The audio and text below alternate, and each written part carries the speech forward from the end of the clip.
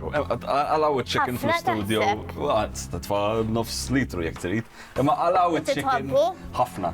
Tajjeb. Għalaw il-chicken fil-studio. Sirna cooking show. We had to cut costs xiex namlu cooking issa. Għale, għaxan til-ġuħu.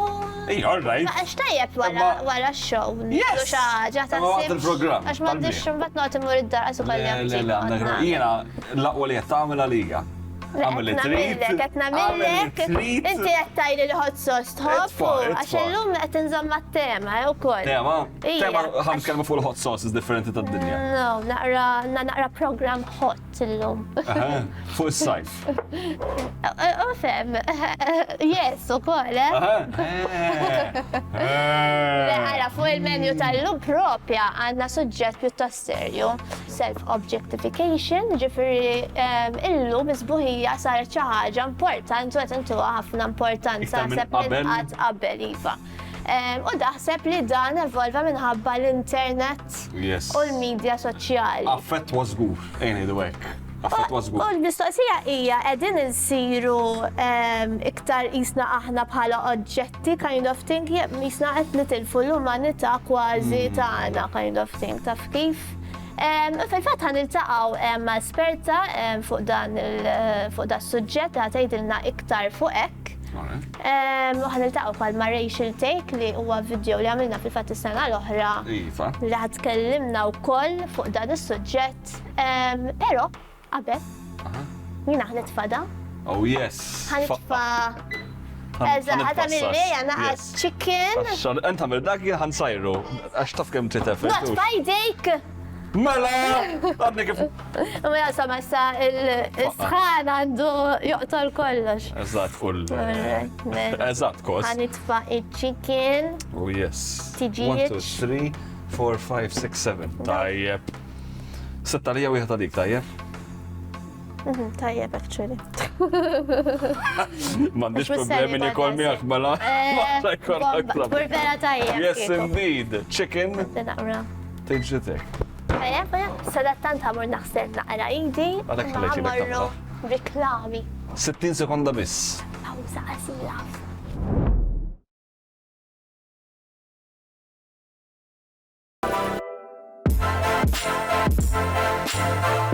Din hija pergola. Pergola jkollok l-istruttura fejn għandek il-guide jiġi minn mal-ħajt għandek saqaj qudiem, kif l tara l-elementi għarriħa x-xita hija kompletament waterproof, jkollok l-ilma jaqa' fil-gater ta' qudiem jinżel fid-drain, tista' tagħmel extension ta' ġewwa tiġi bażikament kamra, jew inkella tagħmilha waħedha f'nofs terrazzin pereżempju. Kollha made to measure, kemm ħruġ kemm wisa' m'hemm xejn standard, jistgħu jsiru hanging fejn ma jkunx hemm faċilità li nagħmlu s-saqaj jiġu bil-ventijiet minn fuq, tista' tażel kuluri tal-aluminium, kuluri tad-drab, jistgħu jingħalqu bil-ħġiet jew roller blinds tal-plastik, bħala LEDs jistgħu jintgħażlu jekk hux warm jew light, kif ukoll mingħajr LEDs u jistgħu jsiru heaters, fannijiet u eċetera. Li għandha tajjeb ukoll ma tattilekx il-veduta. Dawn il-prodotti huma kollha manifatturati ġewwa l-Ewropa. Din is-sena gawdi l-ispazju ta' barra u rilassa fid-Dell ma' Calypso MFG. Ennek titħares, mux lemmen. Ħares lejja. Ennek. Għet jistressjaw li ta' Għax nurin, fiex waslet il-chicken. Ija, 10 minutes madan. Ħanaraw naqraw. Taf tiftu. Araw, Yeah, look at that chicken off the chicken. Lestejta zaqqek. Zaqqi dejjem lesta, memx moment fajt li ma kanitx lesta zaqqi. Mela, il-program tal-lum, għax il-program huwa spicy tal-lum. Għaliex il-program huwa spicy? Ħanajdilkom jiena il-program huwa spicy. Għaliex illum ħanitkellmu fuq suġġettna kontroversjali, ħanitkellmu bażikament fuq il-pornografija, il-history tal-pornografija u kif qed taffettwa iż-żgħażagħ tal-lum u inqas minn żgħażagħ, insomma, u anke l-adulti. Għax saret aċċessibbli ħafna wkoll. Aċċessibbli kull imkien, kull fejn tmur. Qiegħda advertise kull fejn tmur u ma tistax taskappa. U forsi mhux biss anke kontenut provokanti qed jagħmel effett da fuq il-psikoloġija. Kif qed jaffettwa s-soċjetà? Kif qed jaffettwa kif qed jitilgħu iż-żgħażagħ tal-lum u x-xogħlijiet li tjażlu. Ħanitkellmu fuq iktar. U issa fil-fatt ħammorru għal feature History of Porn. Naraw minn fejn beda dal-ġen koll.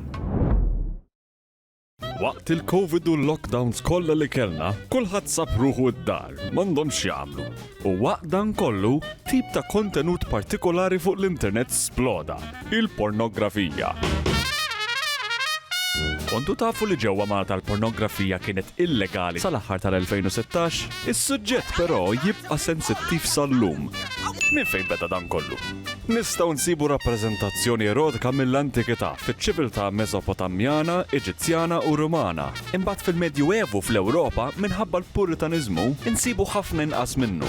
Kien hemm mhux ma kienx hemm, imma la iktar moħbi. Fis-seklu 18, l-erotiċiżmu jerġa' lura b'suċċess kbir, bis-saħħa senswali tar-romanz erotiku. Is-sekonda li vvintajna l-kamera u bdew ħirġin ir-ritratti infetħet suq illegali enormi ta' ritratti erotiċi matul l-era Viktorja. U mhux ritratti biss. Films erotiċi twildu fl-istess ħin li twildet iċ-ċinema. Fl-ewwel terz tas-seklu 20, stack films illegali bdew jiġu produċuti minn ngħidu dilettanti. Il-Golden Age, kif jgħidu, tal-industrija tal-pornografija kienet fis-sebgħinijiet bil-liberazzjoni sessuali. Ħafna pajjiżi il-pornografija bdiet tiġi legalizzata u l-pornografija bħala prodott kummerċjali splodiet. Imbagħad wasal l-internet u naħseb kulħadd jaf ġara. Illum il-ġurnata l-websites tal-porn huma l-iktar infittxija. Issa qegħdin fl-2022 u l-kelma fuq fon kulħadd hija OnlyFans. OnlyFans hija pjattaforma tal-medja soċjali li hija aċċessibbli biss b'abbonament. Jista' jintuża kwalunkwe kontenut esklusiv li trid. Iżda jittella ħafna kontenut provokattiv. Kważi iktar ma jgħaddi żmien, iktar ma dan it-tip ta' kontenut sesswali qed jiġi normalizzat. U ħafna żgħażagħ jibdew jiġu esposti għall affarijiet sesswali fuq kważi kull pjattaforma li hawn, speċjalment fuq pjattaformi bħal TikTok. F'dinja bħal din fejn kollox huwa daqshekk aċċessibbli, taħseb li l-isfida kontra dan kollu huwa għal xejn? Illum hemm ċertu kontenut provokanti li ssirt tara b'mod faċli kull fejn tmur fuq l-internet, mhux fuq l-internet biss, imma U fil-fatt mhux fuq social media, mhux fuq internet biss, hemm ukoll music videos, eżempju, persuna jgħidu l-verità, sfortunatament, stampa sexy tinbih f'ħakka ta' Yes, imma dawk l-umani hux l-umani dak il-biology tagħna, imma fl-aħħar ma aspett kbir ta' kommerċjaliżmu f'dawn l-affarijiet kollha, I mean that's dik il-mod għala jagħmluha. Kollu fil-fatt ħan iddiskutu da' suġġett fejn sejrin bħala soċjetà u x'impatt qed ikollha. Impatt qed ikollha żgur. Eżatt, kemm jekk hux tajjeb għandix ikunu open-minded forsi jew inkella jekk qed ikollha impatt negattiv fuq il-psikoloġija tagħna. Hija fil-fatt ħaniltaqgħu ma' Emily Gallia li hija esperta f'dan is-suġġett, però qabel ħammur naraw dal-feature ħon nifhmu eżatt xi tfisser dil-kelma self-objectification. Naraw. Laqna. Self-objectification hija meta wieħed iħares lejn ġismu bħala oġġett tax-xewqa ta' ħaddieħor, ġifieri jħobb min joqgħod iħares lejh. Illum sempliċement mobile kemm nippuntaw il-kamera lejna u nieħdu selfie. Fejn qabel meta nsifru kellna nieħdu ritratti ta' xi monument, ta' xenarji, ta' xi mużew, ta' xi pittura, illum naraw ħafna ritratti f'xi mera, pouting u b'xi poża sexy, naqra narċiżmu qawwi. U sfortunatament, iktar ma jkun sexy ritratt, iktar jaqla likes u kultant anke flus. Fil-fatt ċertu kontenut provokattiv huwa aċċessibbli b'mod vera faċli. Twitch, TikTok, Twitter, Instagram, fejn trid. U di, pereżempju, ġa sempliċement għax qed tesponi il-ġisem tagħha qed iħallsuha wkoll. Di qed tlab bil-kelb saqajja? Il-kelb qed jieħu gost. Jiena u Ashley għamilna esperiment żgħar fejn jiena ħloqt fake account li għamiltu ta' parsi għandi 13 years. U jien għandi normali tiegħi. Eżatt, Ashley għamil normali. Il-kontenut ikunna iktar ta' 13-year-old, iktar provokant. Eżatt, inqas kif tajt vulgari kważi. Il-tfatija pure vulgari. Eżatt. Ovvjament, għalhekk kemm huwa importanti li speċjalment intom il-parents ma tħallux il-mobiles tagħkom jew whatever f'idej tfal għax jistgħu ovvjament jaqbdu ritmu minn tagħkom. Plus li anke jekk jirreġistraw huma ovvjament nistgħu wkoll jiktbu ġifieri dik ukoll hija xi ħaġa naħseb li daw is-social media platforms iridu jsolvu għax ma jkunux jafu kemm jien vera għandi żmien. Dan tista' tgħid sar tip ta' xogħol li semmek ma fiha xejn ħażin, iżda x'messaġġ qed ngħaddu li tfal u żgħażagħ li qed jaraw dan it-tip ta' kontenut li ngħiduha kif inhi kull ma rridu nagħmlu huwa li nikbu żewġ kelmiet biss u għandek miniera ta' ritratti u videos. Jien naħseb li dat tip ta' maġġa titfa' ċertu pressjoni fuq l-aspettattivi tas-soċjetà fuq in-nies, speċjalment fuq in-nisa. U ħanalaq kotazzjoni bl-Ingliż naħseb li dejjem għandna nżommuha f'moħħna. When we stop giving beauty the power to make us, we take away its power to break us.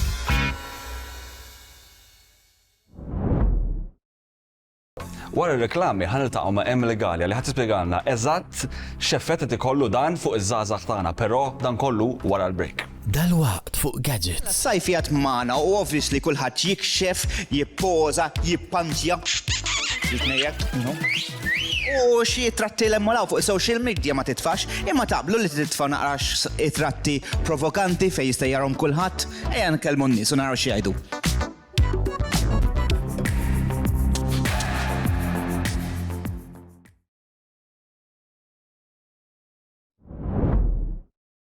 Hello, We're yes, back. we're back. Fejn konna mela, we're back. Għana għawek bajt jena. Eżatt, ġeja we're back. Imma n-nis naħseb forsi marrew jgħamlu naqatat sate. Jista' jkun. Jew marrew jġibu ġelat. Ma jiena hawnhekk Sortu bajt. għek namel, mela Ujja, qoddim fair. television. Tinsewx li apparti li konna hawnhekk imma wkoll gadget qiegħed kull imkien qiegħed fuq Facebook, Instagram, TikTok, oħrajn li nsejt u anke LinkedIn. Imma għalhekk hemm il-websites kollha hemm il-links kollha hawnhekk Yes. jew hawnhekk skont fejn nagħmilha. Beda Li jkun eżatt ħataraw fejn tistgħu taraw. Spera mux fuq wiċċi ġej. Issa jekk tkompli tkellem hemmhekk forsi nagħmel apposta biex nagħmlu iktar daddaħ il-programm. Tajab, u issa fil-fat ħammaru naraw il-feature li jmiss. Hemm diversi sistemi ta' parental control, però jien ħan nifoka fuq waħda biss. Ovvjament jiena iOS user u għalhekk dan li ġej jgħod għal dawk kollha min għandu l-iPad, l-iPhone u tablets, insomma ġenerali għandhom x'jaqsmu mal-iOS, mal-Apple. Kull ma tridu tagħmlu hija li tmorru fis-settings tal-iPad tagħkom u hemmhekk ħassibu t-titlu Screen Time. Meta titlu fi Screen Time, intom ħataraw Downtime. Din tintuża biex jekk inti pereżempju trid li t-tifla tiegħek jew it-tifel tiegħek ma jkollu Screen Time wara pereżempju 8 ta' bil-lejl, din hawnhekk fejn tista' tissettja, tista' tija starting time u end time. Pereżempju jiena li t-tifla ma rridix li żgur tuża l-iPad bejn 8 u 11 ta' bil-lejl għax ovvjament dik il-bedtime tagħha u allura tissettja minn hawnhekk. Mbagħad għandek Apps Always Allowed. Dan is-setting huwa biex meta inti waqt id-downtime, pereżempju bejn 8 u 11 ta' bil-lejl li inti ma tistax tuża l-iPad, però xorta inti trid ċertu affarijiet li jibqgħu jaħdmu bħal pereżempju messaġġi jew forsi xi email għax dan ikun il-tablet tiegħek jew xi phone calls, ġifieri dawn huma apps li inti tista' tagħżel li anke waqt id-downtime xorta hemmhekk dawn l-apps jibqgħu jaħdmu.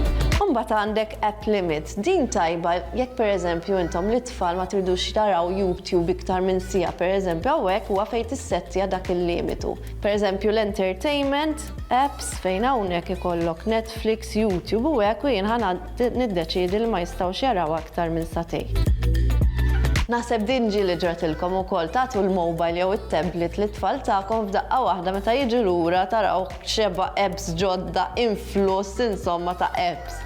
Din ukoll tistgħu tagħmlu ikolkom kontroll fuqha. Bażikament tmorru taħt il-kategorija Screen Time, ġifieri l-istess kategorija qed nitkellmu fuqha Content and Privacy Restrictions.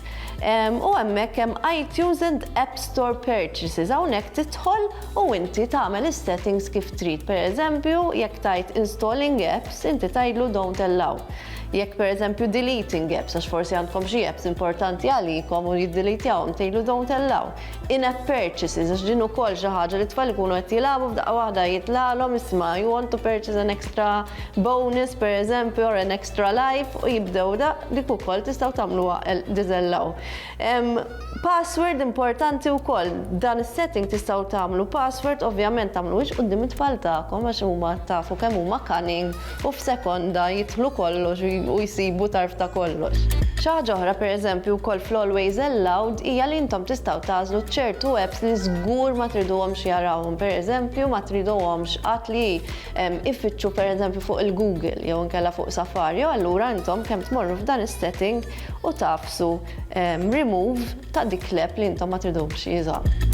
U l-istess għal content restrictions, hawnhekk importanti għax tħalli l-tfal tagħmel ċertu kontroll ukoll fuq dak li jaraw waqt li qed jużaw ċertu apps. Music, podcast u news, pereżempju hawnhekk tista' tagħmlu explicit, ġifieri li jistgħu jaraw kollox jew inkella clean. L-istess ħaġa films, don't allow films, jew inkella PG, jew inkella 12, 14, għandkom ir-ratings ukoll li tistgħu tagħżlu biex jaraw il-film. Jinnaf, pereżempju, kodba l-istess jekk hux explicit jew clean. Pereżempju, web content, unrestricted access, limit adult websites jew inkella allowed website only. Allura, meta tafsu allowed website only, pereżempju, inti ħaddihom options ukoll ta' x'jistgħu jaraw, pereżempju Discovery Kids, Disney, How Stuff Works, u dawn huma kollha website li huma adattati għat-tfal. U ovvjament importanti kif diġà għedt li tagħmlu a screen time passcode. Din tkun passcode tal-settings kollha li għandkom hawnhekk f'din l-area, ġifieri fl-screen time settings. Importanti tagħmlu xi quddiem it-tfal għax it-tfal jilqilhom ħafna u jsibu tarf ta' kollox u huma kapaċi jidħlulkom fis-settings u jbidlu kollox jew jitfu kollox. U jekk jiġi mument forsi tfal mhumiex id-dar u inti trid tuża l-iPad unrestrictedly, kull ma tridu tagħmlu tafsu turn off screen time. Iddaħħal il-passcode tiegħek u hemmhekk inti tista' tuża l-iPad għal dak il-ħin li inti tkun qiegħed id-dar waħdek. Xi ħaġa wkoll tajba hija li inti tista' tixxerja dawn is-settings across your devices, ġifieri fuq it-tablet, fuq il-mobile ikunu l-istess. Kull ma trid tagħmel huwa tafas din il-buttuna ta' hawnhekk. Option oħra interessanti hija din set up screen time for family. Din tajba jekk inti trid toħloq settings differenti għal nies differenti li qed jużaw it-tablet jew il-mobile tiegħek. Pereżempju, tfal jużaw mod u l-ġenituri jużaw mod ieħor. U għal dawk li jużaw Android devices tistgħu tniżlu app aħna provajna waħda li hija kompletament b'xejn li hija Custodio. Din titniżilha kemm fuq it-tablet tat-tfal tagħkom kif ukoll fuq il-mobile u tikkontrolla s-settings mill-mobile tiegħek. Vera faċli biex tuża. Deni, jiena, to be honest, għandi kurzita kbira x'taħseb fuq dan, fuq dan suġġett, ġifieri inti meta tara Porn jew kontent provokanti, iktar provokanti. li nara fuq social media. Eżatt, ġifieri tara fuq Instagram, jekk tmur TikTok, fuq daw is-social media platforms kollha, fuq Instagram, fuq Facebook, Twitter. Yes. U tara jiena fritratt provokanti, eżatt, ta' mara. Jiena. Tikxifhom lok naqra. Tikxifhom li. Le, wiva, jiena. Ma nasibx li hija problema, jiena għandi 25 u billi tara dal affarijiet tgħid big deal. Is-social media I mean, so what? Ovvja, imma ħaġija. Mara titalla x'ismu fil-bikini, ngħidu hekk. M'hemmx 20 miljun oħra qed tagħmel, there's nothing wrong with it, billi ġiet tagħmel x'ismu bikini, so what? Sewwa tagħmel anzi. Imma jiena bħala 25-year-old nara tgħid okej tajjeb u titla'. U eżempju jekk tara video, eżempju nafta dit fajla bil-bikini, just sejra tisfen forsi and she's making money. Anzi, għanaqasa tagħmel xi ħaġa minnha, mhux xorta rat li qed tikollha rispost tajjeb. Dejqekx dil-biċċa. Dejjaqni ma nasibx għandha ddejjaqni għax mhix qed taffettwani b'liċ kemm mod. L-uniku nies li għandhom jiddejqu l-inverted commas kbar, li n-nies li għandhom it-tfal tagħhom li qegħdin fuq Instagram u Facebook u hekk, speċjalment ikollhom tifla li għandha 13 u tmur fuq frickin Facebook u Instagram u tara dawn nisa kollha jgħidu ara kemm lejt flus għax rejt kollox fuq l-internet. Ara kemm għamilt flus u ara x'ħajjed ngħix.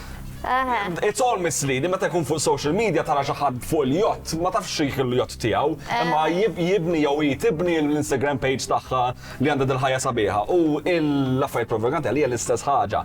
Juru t-tajjeb biss. Issa jiena anke iż-żgħażagħ li jaraw daw jaspiraw li jkunu. Issa mod mara ta' 30 sena jew ta' 25 sena tara għax ikollha iktar mortorità u probabbli qiegħda f'pożizzjoni fejn taħdem fil-karriera tagħha li tgħid isma' all right.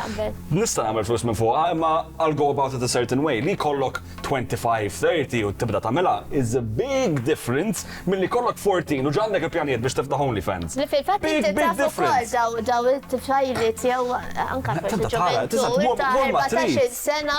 Kull ma trid tara xi comment section fuq TikTok mhux bil-fors Malti, jmur fuq comment section u mur ara daw in-nies li tara tgħid daw għandek xorti, għandek dubju jekk laħqux il-pubertà, dak il-freaking tip, man. It's bad. U dawk ma jistax tgħidilhom biex imur affarijiet, in my opinion. Ma tgħidlix li hawn xi ġenitur li jrid it-tifla tagħha tikber bissierek. Ekku. Mhux għax hemm xi ħaġa ħażina, imma shouldn't be the first thing on their minds. Lekku. U fil-fatt, aħna konna kurjużi ta' gadgets u morna naraw x'jaħsbu n-nies hemm barra. So ħa naraw x'jaħsbu tlaqna ma rexx li saqsi. Mela s-sajf jgħat maħna u obviously kullħat jikxef, jippoza, jippantja. U xie tratti l-emmolaw fuq social media ma titfax, imma taqblu li titfa naqrax tratti provokanti fej jistajjarom kullħat, ejan kelmu n-nis u naraw xie għajdu. Meta tara xie tratt ta' raġel jew mara provokanti fuq l-internet, ok għalik? These problemi. Everyone should wear whatever they want. It's normal. It's normal, bro. Yeah. Look, it's okay if it's not too much, revealing. It's okay. I'm happy to see people in love with their body. Have you ever put any photos like that yourself? Maybe I wouldn't say provocative, but I have done 1 or 2 bikini pictures. Yes. Jien? Pali mela. In my boxer short. Yeah, me also, yes. Yes. I'm not photogenic, But if I have a good body, bro, I make this for sure. I'm not really good example, because, I'm very solist. All right, okay. Solidi? Yes, okay. Għaw min jgħidlek għarrajt li jkunu b'niplet fuq il-bajjiet, jaraw il-ġurġin, u għaw min jħossu diskustanti. Mux kullħat jaħseb għal-istess fl-axar mill-axar, fem? Taqbel ma daw in-nies li b'daw il-videos u it-tratti u għek, qed jagħmlu karriera u jaqlaw il-flus u għek? Ħalla jgħidlek jena, sakja mewtu skandli. Le, skandli. Ma naqbil maħħa xej. Il-baqra timbeħ kollha, u ġifieri jekk hu dak is-suq, jekk iridu nies daw tip ta' prodotti, għala le. How I like to say, if you have no other talent, you do what you can do. If you can make money with this, I don't judge anyone. If they can make money like this, I prefer to work. But we are all right now, it's a bit sad. Forse sì, forse no. Jena għasli kiku għandi ġiza, maċ nisti, għattivemni, ġiviri, ma mux jamlu l-flus għadin. Mina kunu li jedi, ma rridix. Ma nistan iġudika l-ħattu. Jekk huwa persuna li għandu kartru bizzejiet, let's say b'saħħtu biex jagħmel dawn l-affarijiet u jiġbor xi flus, why not? Again, iż-żgħażagħ tal-lum jisu hekk iridu. Jiena ma naqbilx biha bl-idea, però ifhimni, mbagħad il-maġġoranza terba' mhux dejjem hekk jgħidu. Sabiħ John, sabiħ. Ejwa, show me the money. Da tinkaċċik. Tiġġetek. Iżedda. Għaxġej għamil jissa. Ma tafdanix qudiem il-guests. Leħi. Ħankelli ma jiena. Isma, qabel pero tiġi, Emily, ħanna raw video, nasab inti kont editjajtu ta' Racial Take. Le mux jina. Meta kienem dik mux inti editjajtu? ċert. Zgur? Zgur. Kif tiftakar? Inti ma tafdanix mal-guests mid-dera, għala qasdik ma d-tjajt. Jina subtitles għamilt. Subtitles. Yes. Isma, ma għax da tiftakar dik kienem dik illa kolla tal-OnlyFans li fil-fat kienu ħajibbenjaw kontenut li huwa sexualized statate. Eżatt. Imma mbagħad dej. Ovvjament għax kalli fuq il-business kollu li għandhom. It's all about the money, eh? It's all about the money. Ena raw ma Racial Take xkienet għaltilna. Yes. Hi guys, so my name is Rachel and I'm also known as Inked Kitten. To some of you who follow me on all social media, I am a tattoo and gamer influencer and we're here to talk about OnlyFans. Racial Take għamlet suċċess kbir fuq OnlyFans u qiegħda fost l-aktar popolari fuq is-sit. OnlyFans splodiet fil-popolarità waqt il-pandemija b'madwar 1.5 miljun content creators u 150 miljun users. Imma OnlyFans x'inhu eżatt? OnlyFans is a online platform which allows people to create their own profile and basically sell content. So it could be pictures, videos, anything. And it could be anyone. So YouTubers, fitness models, chefs, musicians, public figures, anyone. You, me, absolutely anyone. Jista' jintuża minn kulħadd, però sar popolari għal kontenut pornografiku li ħaddiema fl-industrija tas-sess gawdew sew minnu. Però ftit ġimgħat ilu OnlyFans tqarrew li se jneħħu kull kontenut pornografiku minn fuq is-sit. So on my profile, I share non-nude content. So that would be pictures and videos of me, my tattoos, my body in general. People just I guess they like to follow me and see what I'm up to. So it's nice to be able to share all this with anyone. Obviously keeping my boundaries in check and making sure I don't do anything I'm not comfortable with. I don't think OnlyFans should ban sexual content or sexually explicit material. For the most part, it's because, the sex workers on the platform are largely responsible for OnlyFans' success as a platform. It would be, I would say, maybe disrespectful to those people who have grown that platform to completely remove their line of work from the platform. Wara ħafna ġen fuq l-internet, OnlyFans iddeċidew li jmorru lura mid-deċiżjoni. I think it was a good idea for them to retract on their decision to, remove all sexual content, and definitely the right track to keep it there for sure, 100%. People don't think it's a real job. That's not true. We pay taxes like absolutely everyone else. Our earned money goes towards our mortgage, our loans, our daily needs. So trust me, this is a lot of work. If you'd like to start an OnlyFans account tomorrow, you don't have to post adult content. You can post whatever you like. If you're not happy or comfortable to post, sexually explicit material, then you don't need to. No one's forcing you. And that's basically it. I think it helps those people continue living their lives, especially after they helped that platform grow so much.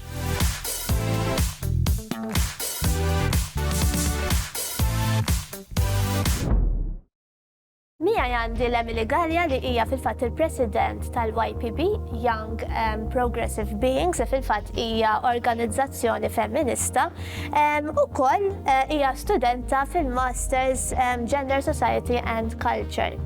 Emily, first of all, overall, what do you think about provocative content? Should we be more open about it? I think it's important to distinguish between that content being consumed and produced by adults versus by minors. They have obviously disproportionate effects, especially when you consider how early today there is exposure to that content for kids. So I think it's very difficult to determine the impact of this content being consumed at a young age and so often, because it is ultimately the first generation who is experiencing this for the first time. So it will be very difficult to measure the impact of it and to see the consequences of consuming all of this content. However, when it comes to creating the content, unfortunately, as a result of all of this, there is a lot of online grooming as a result of all of this content being produced and it being very normalized from a young age. And when you say grooming, what do you mean by it? It would mean a sort of soft luring into the industry done by adults to minors, into basically, for example, when they will then freshly turn 18, they will be automatically recruited into basically these companies who would directly profit from them creating sexual content. When it comes to the sex work industry, it's important to acknowledge that sex workers are absolutely deserve when it comes to their rights, to be safeguarded completely and to ensure that they are able to work in a way that is as least harmful to them as possible.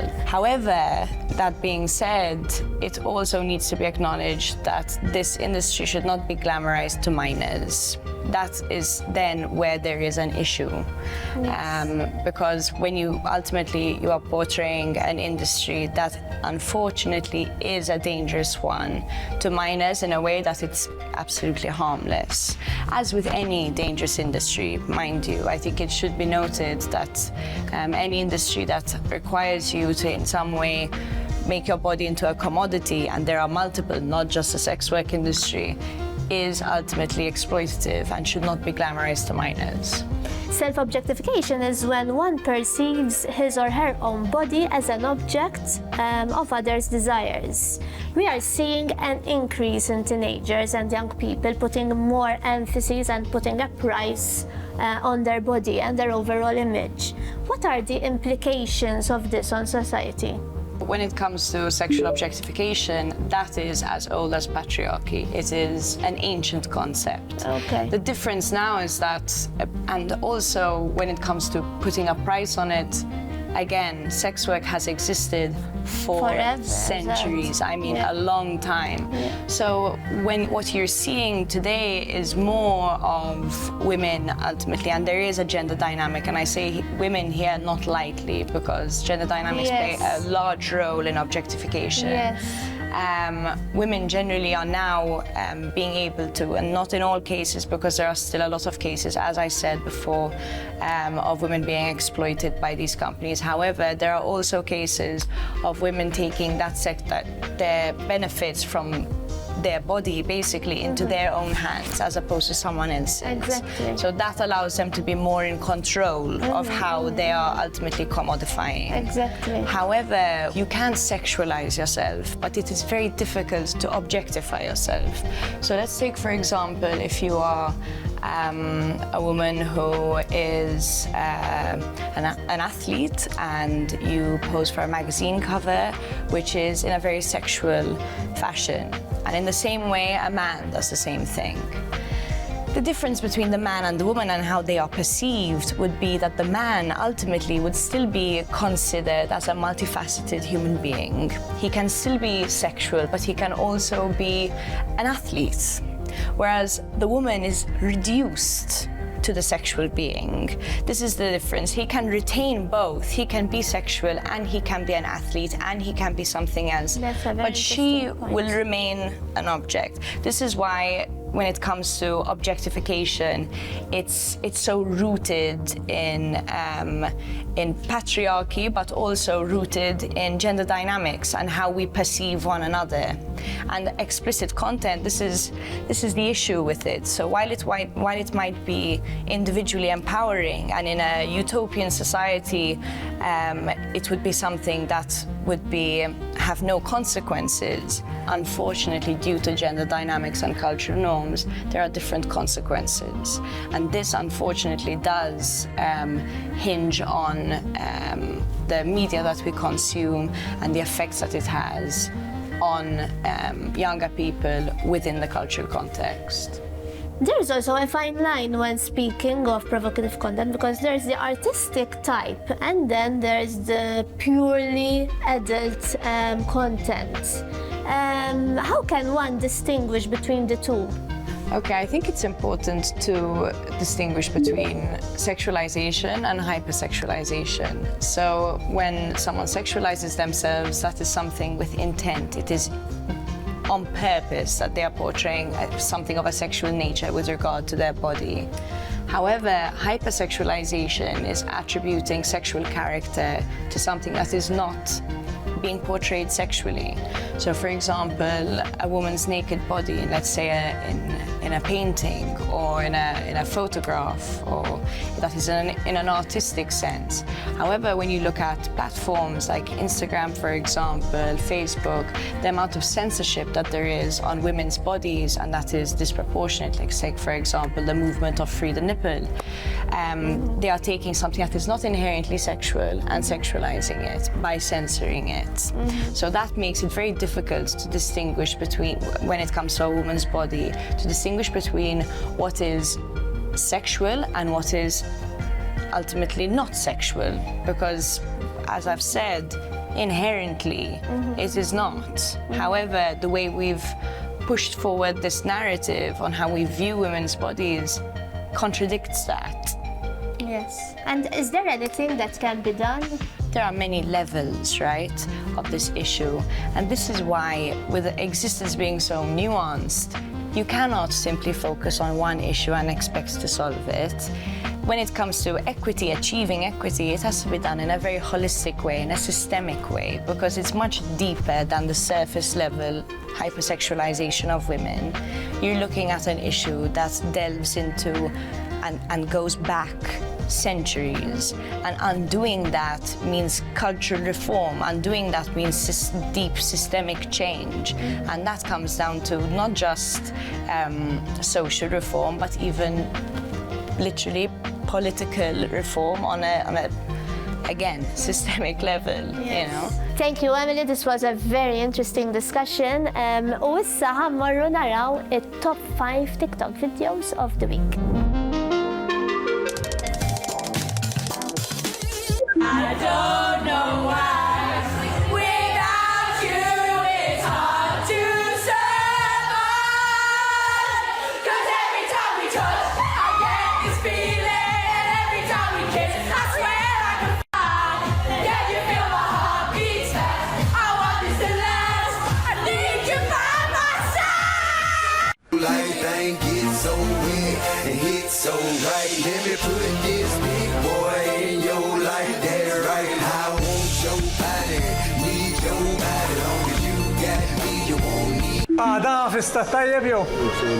Ifhem, 20 sena ilu kienet għaddan aħjar minn hekk. Let's get into the city center because I want to show you something fascinating. I've never seen anything like this, not even outside of Malta. It's a great story that I want to tell you. Ready? Music. This is going to be a behind-the-scenes look at how we created a magical carnival world for Camila Cabello to announce her Champions League final opening ceremony performance. The ambition was to do it in one continuous swooping drone shot, meaning that we needed a massive green Hollywood studio and a custom-built FPV gimbal drone. We needed something that could carry a proper cinema camera mounted vertically, but be dynamic and nimble at the same time. We'd already spent lots of time planning out the camera movement beforehand, so on the day it was just a case of nailing the shot in perfect synchronization with Camila's performance. The final thing is actually 2 shots, and it cuts when the outfit transitions. We had to build a movable platform for the drone to take off from, so that the second shot would start exactly where the first shot ended.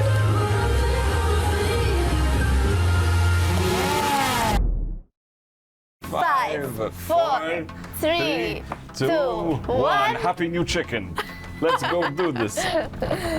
Alright, Taraw wow. naqra. Ejja x'għandi l-ġuħ. Tawlija ċa. Ejja law. Ejja law. Ejja Mela, għalli ġibġex platti. Alright, relax. Rajtu ħajju kollox għalih. Mela, 1, ħammeċtek naqra xismu. Dak art, ta' Ara, ħanamel art. Le, ħajja ma namel xejn, għax naffeċ kollox. ħanamel equal amounts biex ħadd ma jgħid li dan jilħa kollox. Naħseb aħjaru. Unqasmu naqra fl-uffiċċju. Issa dik storja oħra. Waħda żejda fejn ħanamela fuq tiegħu. Ara naqra tidrik xejn, disaster. Anyway, aħna wasalna fl-art tal-programm, fil-fatt nixtieq nirringrazzjaw l-isponsor sana l-huma Beauty Commercial, Go, Oxford House. Tibqax taf. Fejtu, għax nkella enerġija, sustainability. Esplora u Duracell thank ħafna l-sponsors tagħna u ħaniklu. Taħraq den. Mela, gadgets. Eat more. That's right. Taħraq. No. Taħraq den.